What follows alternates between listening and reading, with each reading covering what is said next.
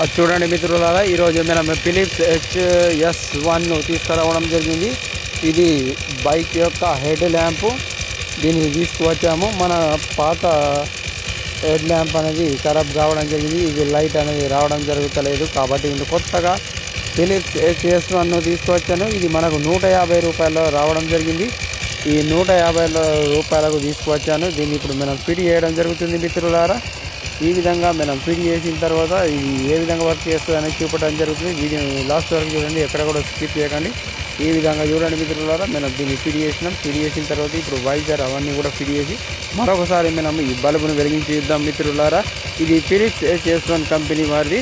ఇది మనకు 150 రూపాయలకు రావడం జరిగింది. పాతది అనేది సేల్ అయింది, అది లైట్ రావడం జరుగుతలేదు. కాబట్టి కొత్తగా నేను తీసుకొని వచ్చాను.